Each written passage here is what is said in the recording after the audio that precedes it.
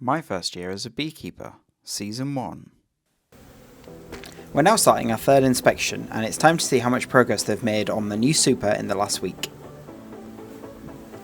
Based on the progress last week, I'm hoping to see that they've made a good start at drawing out the frames, and may even be storing some nectar in them.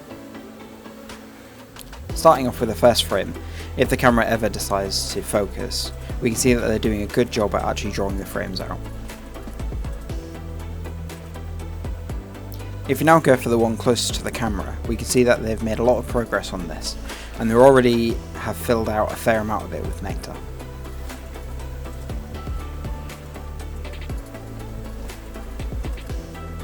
Moving on to the second frame, I can already tell it's quite a bit heavier. Looking closer, we can see that there is a huge amount of nectar in this one. I wouldn't be surprised to see them capping it over soon.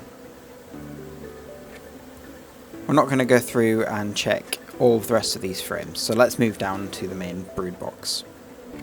Just below, you can see a green piece of plastic that sits between the super and the brood box. This is called a queen excluder. A queen excluder is sized in such a way that it prevents or excludes the queen from the boxes above. This is basically because she is such a big bum, so that she can't actually pass through, but yet her daughters can pass. This is to stop the queen from going into the honey supers and laying her eggs. Nobody wants to have baby bees in their honey. Pulling out the back frame, it's incredible how much heavier this is. As you can see, a big chunk of this side and most of the back is now actually capped honey. This means that the nectar has lost enough water content to be considered honey. At this point, the bees will cap it over with wax and store it for later on in the year.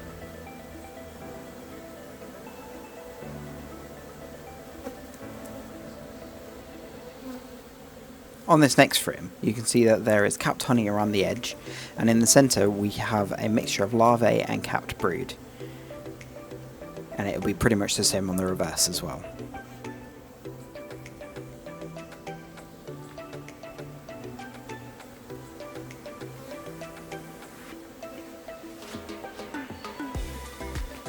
This next frame actually has a huge amount of brood, and even more in the back.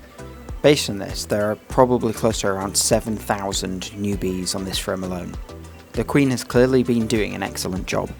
Well done, Bertha. I wouldn't be surprised to see them running out of space soon.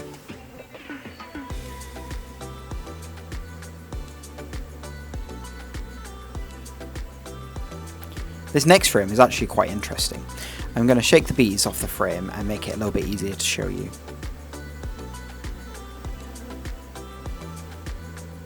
Slap bang in the middle of the frame is what looks like a longer cell, like a cocoon. I'll pop a little circle around it and zoom in so you can see it.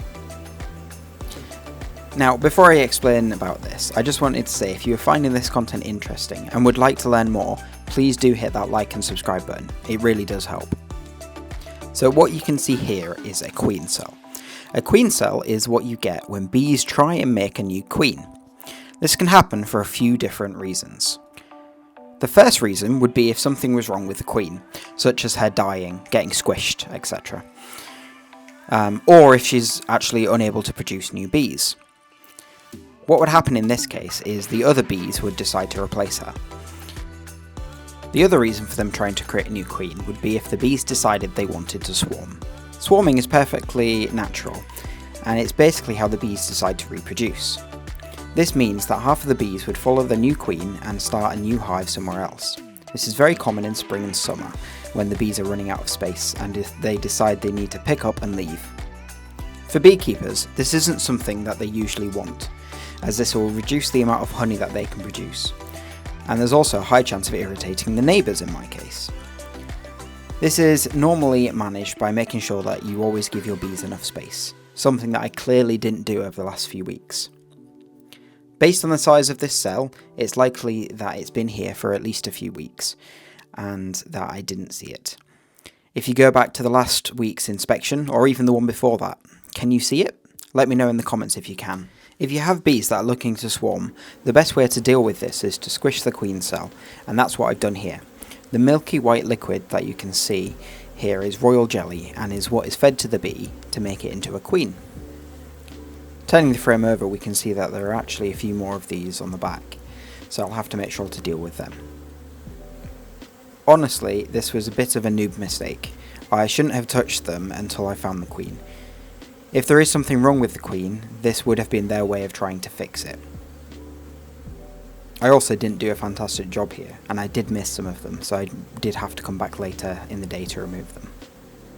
As I continue on with the inspection, I'm making sure to try and shake off more bees and make sure that I don't miss any more queen cells dotted around. I'm going to fast forward through these next few frames. Whilst this happens, I also wanted to point out how gentle these bees are. They're flying up and they're very curious, but they're not really bothered by me at all.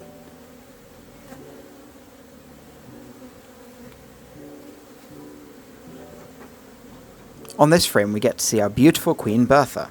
At this point we know that she is at least safe, and that the cells we saw before were indeed swarm cells.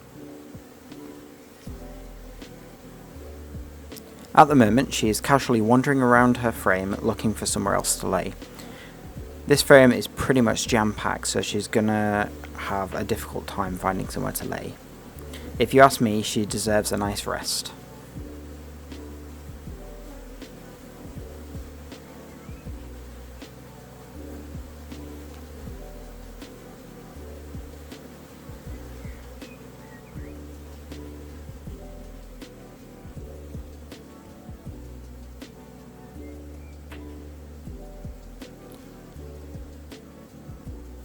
As I put her back, look at just how many bees there are in this box.